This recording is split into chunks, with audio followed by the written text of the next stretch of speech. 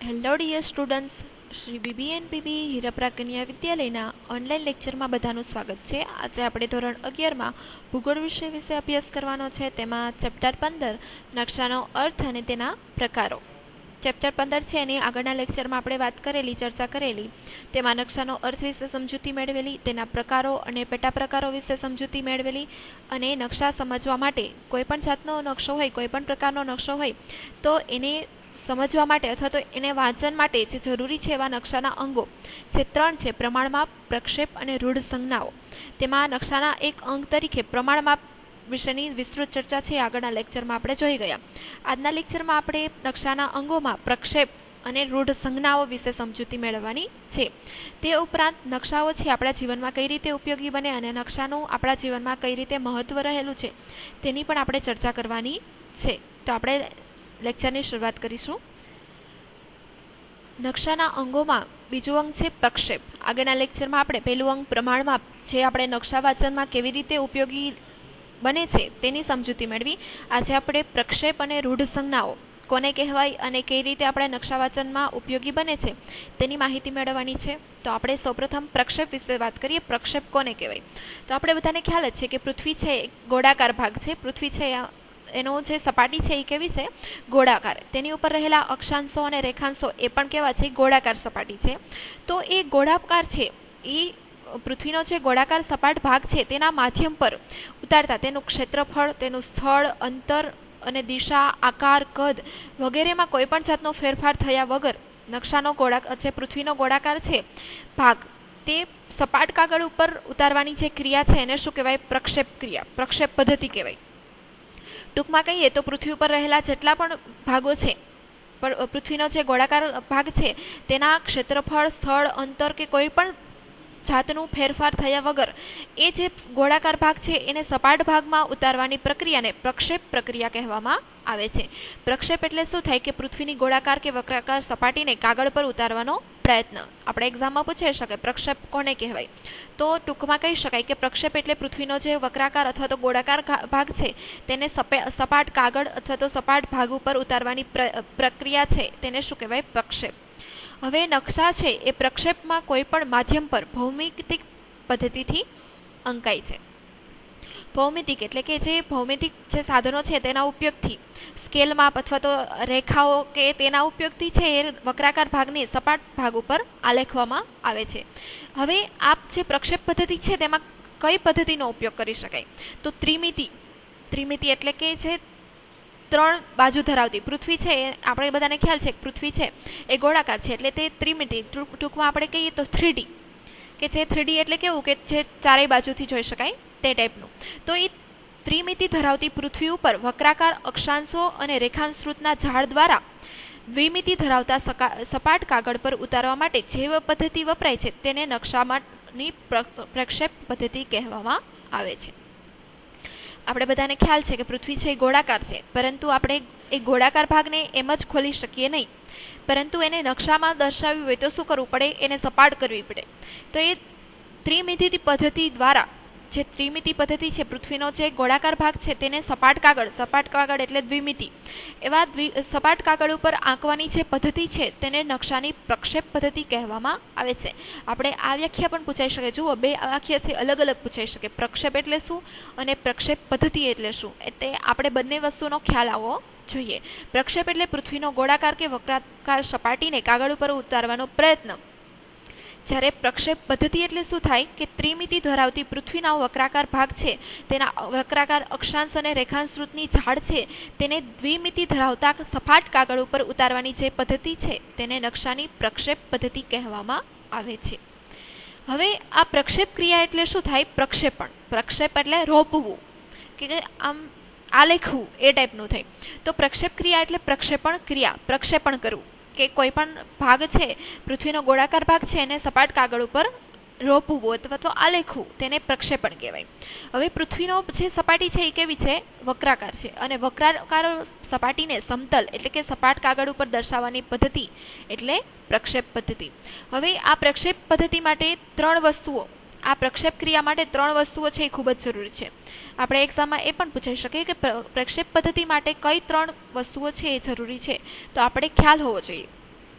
એક તો તારનો બનેલો પૃથ્વીનો ગોળો, તાર એટલે જે કોઈ પણ જાતનો તાર હોય એનો પૃથ્વીનો વક્રાકાર ગોળો બનાવેલો હોય તે, અને જેના ઉપર પ્રક્ષેપણ ક્રિયા કરવાની છે તે સપાટ પૃષ્ઠભાગ, મતલબ કે જે કાગળ ઉપર અથવા તો જે સપાટી ઉપર પૃથ્વીની જે નકશો તૈયાર કરવાનો છે તે સપાટ ભાગ, એ બીજા નંબરનું. અને ત્રીજું છે પ્રકાશ પ્રક્ષેપણ, એટલે કે પ્રકાશ આપનાર વસ્તુ.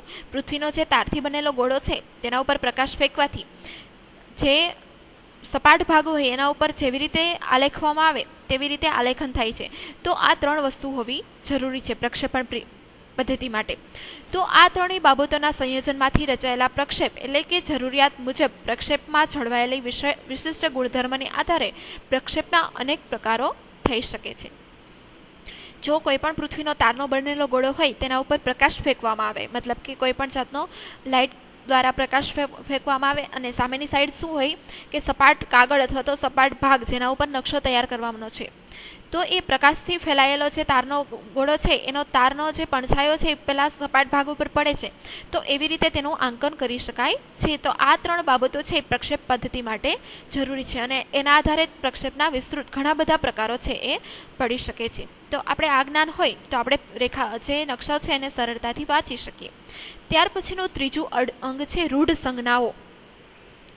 રૂઢ સંજ્ઞાઓ કોને કહેવાય? ધારો કે આપણે પૃથ્વી છે એના ઉપર ઘણા બધા પ્રકારના કુદરતી અથવા તો જે પ્રાકૃતિક કહી શકાય અથવા તો સાંસ્કૃતિક કહી શકાય એવા ઘણી બધી વસ્તુઓ રહેલી છે, ઘણા બધા પદાર્થો છે. હવે એ બધાને નકશામાં આલેખવા માટે હવે જે વસ્તુ જેવી છે એવી તો આલેખી શકાય નહીં, તો એના માટે એક સંજ્ઞાઓ બનાવવા આવેલી હોય તેને રૂઢ સંજ્ઞાઓ કહેવામાં આવે છે. ધારો કે પર્વત હોય, નદી હોય અથવા તો વસાહતો હોય કે કોઈ પણ જાતની વનસ્પતિ હોય, તો જેમ છે તેમ તો દર્શાવી શકાય નહીં. તેના માટે રંગ દ્વારા એટલે કે કલર દ્વારા અથવા તો કોઈ પણ બીજી કોઈ પણ જાતની ચિહ્નો દ્વારા દર્શાવવામાં આવે તેને શું કહેવાય? રૂઢ સંજ્ઞાઓ. આપણે બધાને ખ્યાલ છે કે નકશામાં જુદી જુદી અનેક પ્રાકૃતિક અને સાંસ્કૃતિક બાબતો દર્શાવવામાં આવે છે, અને આ બંને બાબતોને સરળતાથી દર્શાવવા માટે કેટલીક રૂઢ સંજ્ઞાઓ કે સાંકેતિક ચિહ્નોની મદદ લેવામાં આવે છે, અને તે દ્વારા જ નકશાનું આલેખન કરવામાં આવે છે. જો આપણી પાસે આ રૂઢ સંજ્ઞાઓ છે એના વિશેની માહિતી હોય અને રૂઢ સંજ્ઞાઓ કઈ વસ્તુ માટે કઈ સંજ્ઞા વપરાય છે તેની માહિતી હોય તો આપણે સરળતાથી નકશાનું વાંચન કરી શકીએ. અને તે સિવાય પૃથ્વીની સપાટી પરની બધી જ વિગતો એમના કદ આકાર પ્રમાણે યથાવત સ્વરૂપે આપણે નકશામાં દર્શાવી શકીએ નહીં. એટલા માટે અમુક ચિહ્નોનો ઉપયોગ કરવામાં આવે છે, અમુક આંકડાકીય માહિતી દર્શાવવામાં આવે છે, અમુક સંજ્ઞાઓ દર્શાવવામાં આવે છે, અમુક રંગ દ્વારા પણ દર્શાવવામાં આવે છે. એને બધાને શું કહેવાય? રૂઢ સંજ્ઞાઓ. તો એમાં પ્રાકૃતિક બાબતોની વાત કરીએ તો તેમાં ભૂપૃષ્ઠ, ભૂમિ સ્વરૂપો, જળ પરિવાહ, કુદરતી વનસ્પતિ, આબોહવા, જમીનના પ્રકાર વગેરે બાબતોને રૂઢ સંજ્ઞાઓ વડે દર્શાવવામાં આવે છે. પ્રાકૃતિક જેટલીક બાબતો હોય તે બધાને રૂઢ સંજ્ઞાઓ દ્વારા દર્શાવવામાં આવે છે. તે ઉપરાંત છે સાંસ્કૃતિક બાબતો પણ હોય છે, જેમ કે માનવ વસાહતો, પરિવહન માર્ગો મતલબ કે વાહન વ્યવહારના જે રસ્તાઓ, તે કૃષિ એટલે ખેતી, સિંચાઈની સુવિધાઓ વગેરે બાબતો દર્શાવવા માટે રંગ તેમજ સાંકેતિક ચિહ્નોનો ઉપયોગ થાય છે. સાંસ્કૃતિક જે ચિહ્નો છે તેને દર્શાવવા માટે શેનો ઉપયોગ થાય? રંગનો અથવા તો સાંકેતિક ચિહ્નોનો. માનવ વસાહત હોય તો એમાં માણસો દોરી શકાય નહીં અથવા તો મકાનો છે એટલા બધા દોરી શકાય નહીં, એટલા માટે રંગનો ઉપયોગ કરી અને દર્શાવવામાં આવે છે. તેવી જ રીતે પરિવહન માર્ગો, કૃષિ, સિંચાઈ એ બધાનો રંગ દ્વારા અથવા તો કોઈ પણ જાતના ચિહ્નો દ્વારા ઉપયોગ થાય છે, ચિહ્નોનો ઉપયોગ કરી અને દર્શાવવામાં આવે છે. તે ઉપરાંત છે ભારતમાં ભૂમિમાપન નકશામાં ભૂપૃષ્ઠ દર્શાવવા માટે સમોચ્ચ રેખાઓ અને રંગ સ્તર પદ્ધતિ તેમજ ઢાળદર્શક રેખાઓ પદ્ધતિ વિશેષ વપરાય છે. હવે એ ભારતમાં ભૂમિમાપન માટે મતલબ કે ધારો કે કોઈ પણ દેશની જે જમીન છે, ભારત દેશની જમીનની વાત કરીએ તો અમુક પર્વતવાળા વિસ્તારો હોય, અમુક ઉચ્ચ પ્રદેશ હોય, અમુક મેદાનો હોય, અમુક સપાટ જમીન હોય, અમુક ઊંચાઈ ધરાવતા પ્રદેશો હોય. તો સરખા ઊંચાઈ ધરાવતા પ્રદેશો દર્શાવવા માટે શેનો ઉપયોગ થાય? સમોચ્ચ રેખા. સમોચ્ચતા રેખા કોને કહેવાય? તો પૃથ્વી ઉપર અથવા તો કોઈ પણ નકશામાં સરખા ઊંચાઈ ધરાવતા મતલબ કે સમુદ્ર સપાટીથી સરખી ઊંચાઈ ધરાવતા વિસ્તારો હોય એને સમોચ્ચ રેખા દ્વારા દર્શાવી અને ત્યાં આંકડા લખવામાં આવે છે. એની ચર્ચા છે આપણે નેક્સ્ટ જે ચેપ્ટર છે તેમાં સમોચ્ચ રેખા વિશે વિસ્તૃત માહિતી મેળવીશું. તે ઉપરાંત રંગ સ્તર પદ્ધતિ. અમુક જે બાબતો દર્શાવવા માટે રંગ સ્તર પદ્ધતિનો પણ ઉપયોગ થાય છે. ઢાળદર્શક રેખાઓ, જો અમુક ઢોળાવ હોય તો એમાં એ પ્રકારની રેખાઓ દ્વારા પણ દર્શાવવામાં આવે છે. એ ઉપરાંત રંગીન નકશામાં પ્રાકૃતિક તત્વો અને સાંસ્કૃતિક તત્વો દર્શાવવા જુદા જુદા રંગનો ઉપયોગ થાય છે. જે અમુક રંગીન નકશાઓ હોય તેમાં પ્રાકૃતિક અને સાંસ્કૃતિક તત્વો છે એ દર્શાવવા માટે જુદા જુદા રંગનો ઉપયોગ કરાય છે. અહીંયા બાજુમાં આપણે કોષ્ટકમાં જોઈ શકાય છે, અહીંયા તત્વો છે અને અહીંયા રંગો છે. ભૂમિ સ્વરૂપો દર્શાવવા માટે, મતલબ કે જમીન વિસ્તાર દર્શાવવા માટે કેવો રંગ વપરાય છે? કથ્થઈ અથવા તો બદામી કલર. તે ઉપરાંત જળ સ્વરૂપો, જળ પ્રણાલી કે કોઈ પણ સરોવર હોય કે નદી હોય કે સમુદ્ર હોય તે દર્શાવવા માટે વાદળી કલર વપરાય છે. આપણે બધાએ નકશા જોયા જ હશે, તેમાં પાણીનો પ્રવાહ દર્શાવવા સમુદ્ર જે હોય એનો ભાગ દર્શાવવા માટે કેવો રંગ વપરાયેલો હોય છે? વાદળી રંગ. એવી જ રીતે વનસ્પતિના પ્રદેશો દર્શાવવા માટે લીલો રંગ વપરાય, રેલ માર્ગ દર્શાવવા માટે કાળો રંગ વપરાય, જમીન માર્ગ દર્શાવવા માટે લાલ રંગ વપરાય, માનવ વસાહતો માટે પણ લાલ રંગ વપરાય અને ખેતી માટે પીળો રંગ વપરાય. આમ જુદા જુદા જે નકશાઓ હોય એમાં જુદા જુદા સ્વરૂપો દર્શાવવા માટે રંગ જુદા જુદા વાપરવામાં આવે છે. અને આ જો આપણે બધા આ રંગો વિશેની માહિતી ખ્યાલ હોય તો આપણે નકશાનું વાંચન સરળતાથી કરી શકીએ. તે ઉપરાંત કેટલીક વિશિષ્ટ વસાહતો માટે નિશ્ચિત આકૃતિઓ કે પ્રથમાક્ષરી શબ્દોનો રૂઢ સંજ્ઞા તરીકે વપરાય છે. આપણા દેશમાં અમુક જે ગવર્મેન્ટના જે ઓફિસો હોય અથવા તો અમુક પ્રકારની જે નિશ્ચિત પ્રકારની વસાહતો હોય કે નિશ્ચિત ચોક્કસ ઓફિસો હોય તેને દર્શાવવા માટે કોઈ પણ જાતની ચોક્કસ રંગ વપરાય અથવા તો ચોક્કસ આકૃતિ વપરાય અથવા તો પ્રથમ અક્ષરનો જે તે વસાહત હોય એના અંગ્રેજીના પ્રથમ અક્ષરનો ઉપયોગ કરી અને તેના દ્વારા દર્શાવવામાં આવે છે. જેમ કે આરામગૃહ માટે RH એટલે રેસ્ટ હાઉસ, તાર અને ટપાલ કચેરી માટે PTO, સર્કિટ હાઉસ માટે CH, પોલીસ મથક માટે PS એટલે પોલીસ સ્ટેશન વગેરે. આવી રીતે પહેલા અક્ષરોનો ઉપયોગ કરી અને જુદા જુદા નકશામાં છે મતલબ કે જુદા જુદા જે આકૃતિઓ હોય જે ગવર્મેન્ટ ઓફિસો હોય તે આવી રીતે શબ્દનો ઉપયોગ કરી મતલબ કે પ્રથમ અક્ષરનો ઉપયોગ કરી અને દર્શાવવામાં આવે છે. તે ઉપરાંત મંદિર, મસ્જિદ, દેવળ વગેરે કેટલીક વિશિષ્ટ ઇમારતો તથા તેના જેવા નાના કદની આકૃતિઓ ઉપયોગ માટે નકશામાં થાય છે. મંદિર, મસ્જિદ અને દેવળ એટલે કે ચર્ચ એવા બધા જે વિશિષ્ટ ઇમારતો હોય કે જે ચોક્કસ ઇમારતો હોય તેને દર્શાવવા માટે ચોક્કસ એવી આકૃતિઓ છે એ દર્શાવવામાં આવે છે. આપણે 17મું ચેપ્ટર છે તેમાં આજે રૂઢ સંજ્ઞાઓ વિશેની વિસ્તૃત માહિતી અને જુદી જુદી રૂઢ સંજ્ઞાઓ છે કેના માટે વપરાય છે તેની ચોક્કસ માહિતી છે એ આપણે મેળવીશું. અહીંયા આપણે ખાલી ટૂંકી એવી માહિતી મેળવીશું, પણ તેમાં આપણે વિસ્તૃત ચર્ચા મંદિર માટે કેવી સંજ્ઞા વપરાય, મસ્જિદ માટે, દેવળ માટે, આ બધા માટે કેવી સંજ્ઞાઓ વપરાય એ આપણે તેમાં વિસ્તૃત ચર્ચા કરીશું 17મા ચેપ્ટરમાં. અને તેમાં આપણે એક્ઝામમાં પૂછાય પણ છે કે કયા આકૃતિ માટે મતલબ કે કયા નામ માટે કઈ સંજ્ઞા વપરાય છે એ સંજ્ઞાઓ પણ 1 અથવા તો 2 માર્ક્સમાં પૂછાઈ શકે છે. આમ સાંસ્કૃતિક તત્વોને શાબ્દિક અર્થઘટનના ટૂંકાવતા રૂઢ ચિહ્નોનો ઉપયોગ થાય છે. તેથી રૂઢ સંજ્ઞાઓની નકશાની લઘુલિપિ કહે છે. જે શાબ્દિક અર્થઘટન સાંસ્કૃતિક કેટલાક તત્વો છે જેને શાબ્દિક શબ્દો દ્વારા ટૂંકાવવામાં આવે છે અથવા તો શબ્દોનો ઉપયોગ કરી અને રૂઢ ચિહ્નોનો ઉપયોગ થાય છે. તેથી રૂઢ સંજ્ઞાઓ છે એને નકશાની લઘુલિપિ તરીકે ઓળખવામાં આવે છે.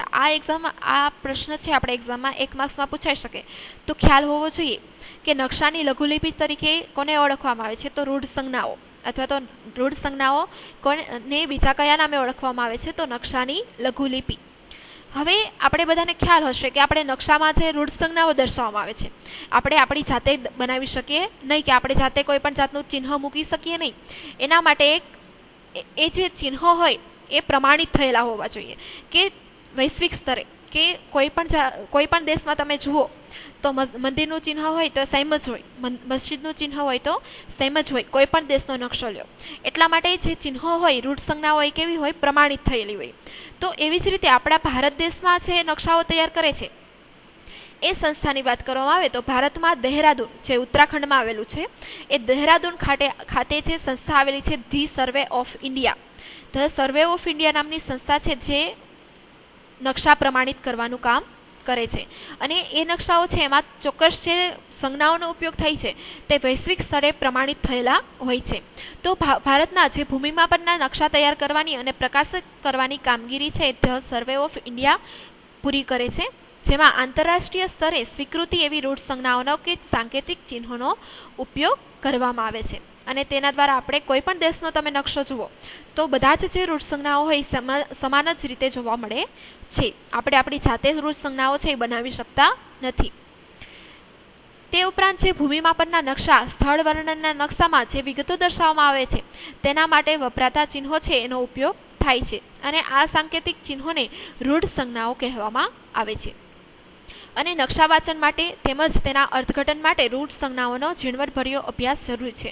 તમે કોઈ પણ જાતનો નકશો લો તો આપણી પાસે રૂઢ સંજ્ઞાઓ વિશેનું જ્ઞાન હોય તો જ આપણે તે નકશાનું વાંચન સરળતાથી કરી શકીએ. જો આપણે ખ્યાલ જ ન હોય કે કયું ચિહ્ન કેના માટે વપરાય છે તો આપણે ખ્યાલ આવે નહીં કે નકશો શેનો છે અને એમાં શેના વિશેની માહિતી છે દર્શાવેલી છે તેને ખ્યાલ આવી શકે નહીં. એટલે કે નકશા વાંચન માટે એમ કહી શકાય કે રૂઢ સંજ્ઞાઓનું ખૂબ જ મહત્વ છે અને રૂઢ સંજ્ઞાઓ દ્વારા જ આપણે નકશાનું વાંચન છે એ સરળતાથી કરી શકીએ છીએ.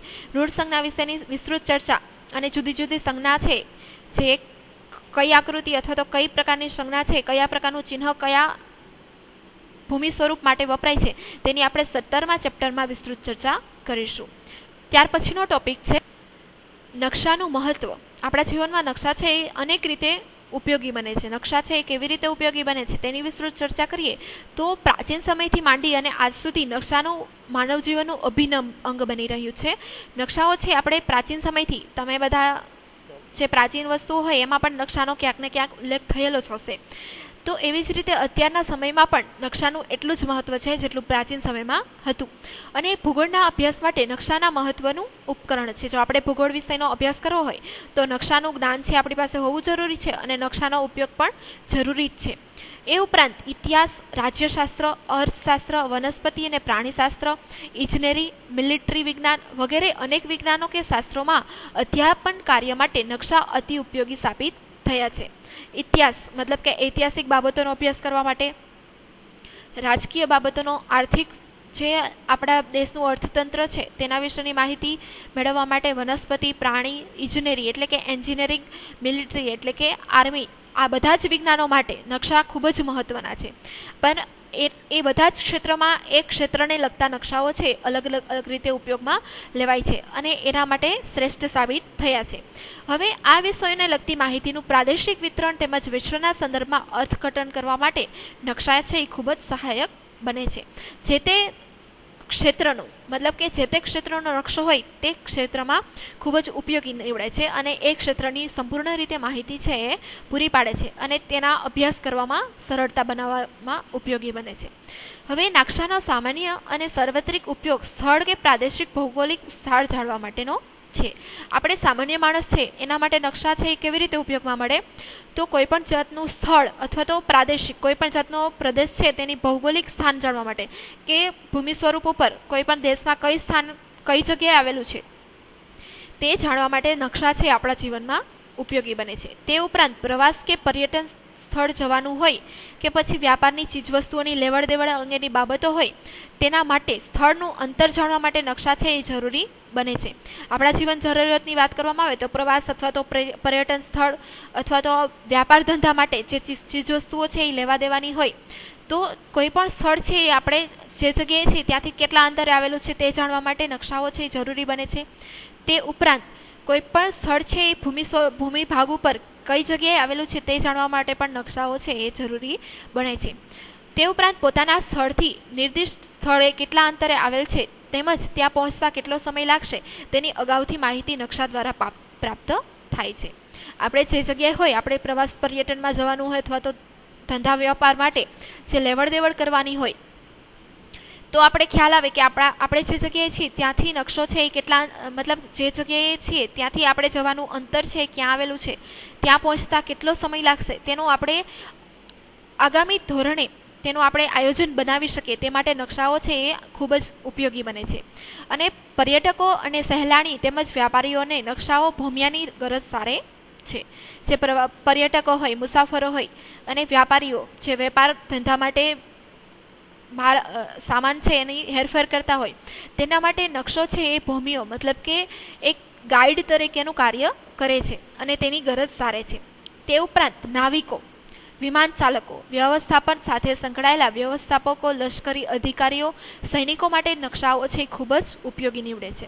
વિમાન ચાલકો માટે છે તે ખૂબ જ નકશાનું મહત્વ છે. નાવિકો એટલે કે જે સમુદ્રમાં વ્યવહાર કરતા હોય તો સમુદ્રને લગતા નકશાઓ છે એને ઉપયોગી બને છે. વ્યવસ્થાપન મતલબ મેનેજમેન્ટ માટે, તે ઉપરાંત જે લશ્કરી અધિકારીઓ અને સૈનિકો માટે ખાસ નકશાઓ છે ખૂબ જ ઉપયોગી બને છે. અને એ ઉપરાંત હવે તો આપણે રોજબરોજ આપણા જીવનમાં પણ નકશાને ઘણી રીતે ઉપયોગમાં લઈ શકીએ છીએ. ટીવી કે સમાચાર પત્રો તથા સામયિકોમાં રોજબરોજની ઘટનાઓ છે અથવા તો હવામાન ખાતાની જે વિગતો છે અને આગાહી છે એ દર્શાવવા માટે નકશાઓ છે એનો ઉપયોગ કરવામાં આવે છે. તે ઉપરાંત રાજકીય સામાજિક સમસ્યાઓનો નકશાઓના સચેત રીતે રજૂ કરવામાં આવે છે. આપણે ન્યૂઝમાં જોતા હોઈશું કે કોઈ પણ જાતનું કોઈ પણ દેશમાં કઈ જગ્યાએ કેવા પ્રકારનું હવામાન છે, કેવા પ્રકારની આબોહવા છે, ક્યાં વાદળછાયું વાતાવરણ છે, એ બધું જ ટીવીમાં દર્શાવવામાં આવે છે. તો એ નકશા દ્વારા આપણે પ્રાપ્ત થાય છે. સમાચાર પત્રોમાં કે સામાયિકોમાં પણ નકશાનો ઉપયોગ કરી અને આપણે દર્શાવવામાં આવે છે કે કયા સ્થળનું વાતાવરણ છે, કયા સમયે કેવું હતું, કેટલું તાપમાન હતું, કે અમુક જગ્યાએ છે કેવા પ્રકારની આબોહવા હતી, તે પણ દર્શાવવા માટે નકશાનો ઉપયોગ કરવામાં આવે છે. રાષ્ટ્રીય કે સંસ્થાગત આયોજનો, વસાહતોનું નવ આયોજન કે વિસ્તરણ કરવું હોય તો નકશાની જરૂર પડે છે.